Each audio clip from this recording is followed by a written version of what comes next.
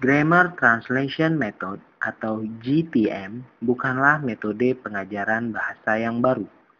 Mungkin metode ini mempunyai nama yang berbeda-beda, tetapi digunakan oleh guru bahasa bertahun-tahun. Pada awalnya, metode ini dinamakan Classical Method karena metode ini pertama kali digunakan dalam mengajarkan bahasa-bahasa klasik, Latin dan Greek pada tahun 1988. Sekarang, metode ini digunakan sebagai tujuan untuk menolong siswa membaca dan mengapresiasi literatur bahasa asing. Metode ini juga diharapkan melalui pembelajaran grammar dari bahasa asing, siswa menjadi familiar dengan grammar bahasanya sendiri, dan kefamiliaran ini akan menolongnya untuk berbicara dan menulis bahasanya sendiri dengan benar. Akhirnya, metode pengajaran ini akan membuat siswa tumbuh secara intelektual. Metode pengajaran ini juga akan membuat siswa mungkin tidak pernah menggunakan bahasa yang asing yang dipelajari. Tetapi, latihan-latihan di dalam metode ini akan sangat berguna ke depannya. Tujuan penggunaan GTM.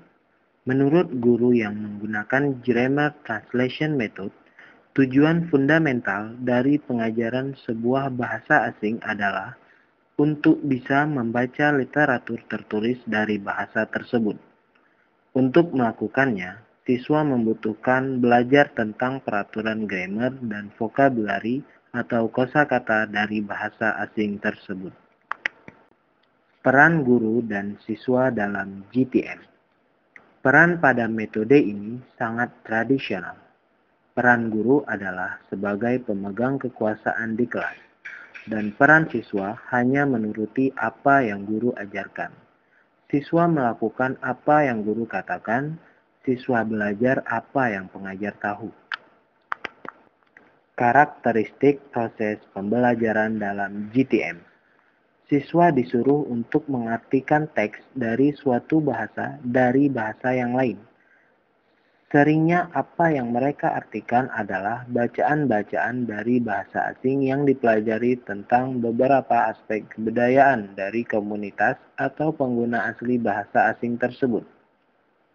Pelajar atau siswa belajar grammar secara deduktif, yaitu pengajar memberi peraturan-peraturan grammar dan contohnya.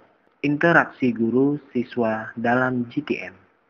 Kebanyakan interaksi yang terjadi di ruangan kelas adalah antara guru terhadap siswa, sedangkan interaksi siswa terhadap guru dan interaksi sesama siswa sangatlah minim.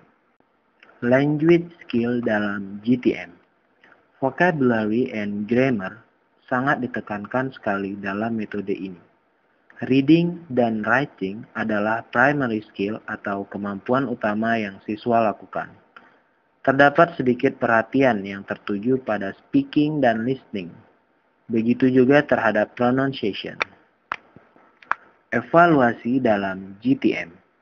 Tes tertulis sering digunakan untuk mengevaluasi siswa dengan mengartikan bahasa asing yang dipelajari ke bahasa aslinya sendiri atau sebaliknya. Pertanyaan yang menyangkut peraturan grammar dan bahasa asing yang dipelajari atau bahasa asli siswa juga sering dijumpai. Ilustrasi Grammar Translation Method. Untuk memperkuat pemahaman dalam memahami GTM, saya akan menghadirkan sebuah ilustrasi keadaan kelas bahasa yang menggunakan GTM sebagai metodenya. Berikut ini adalah ilustrasi singkatnya. Pelajaran dimulai dengan sapaan dari guru kepada siswa yang dilanjutkan dengan warm up tentang materi yang akan diajarkan. Selanjutnya, masing-masing siswa diminta untuk membaca sebuah teks bacaan bahasa Inggris yang kemudian diminta untuk menerjemahkannya. Setelah siswa selesai membaca dan menerjemahkan, guru memberikan sebuah kesempatan kepada siswa untuk menanyakan tentang hal-hal yang belum diketahui mengenai teks bacaan. Jika ada yang bertanya mengenai sebuah makna dari vocabulary baru, guru menjawab atau menjelaskannya dengan menggunakan bahasa aslinya atau native language. Jika sudah tidak ada pertanyaan lagi, siswa diminta untuk menjawab pertanyaan-pertanyaan tentang teks bacaan tersebut dalam bahasa Inggris. Guru juga bisa menambahkan pertanyaan yang menanyakan pendapat pembaca mengenai teks bacaan seperti apa pendapat kamu tentang atau bagaimanakah kamu pernah. Setelah batas waktu berakhir, guru memeriksa pekerjaan siswa.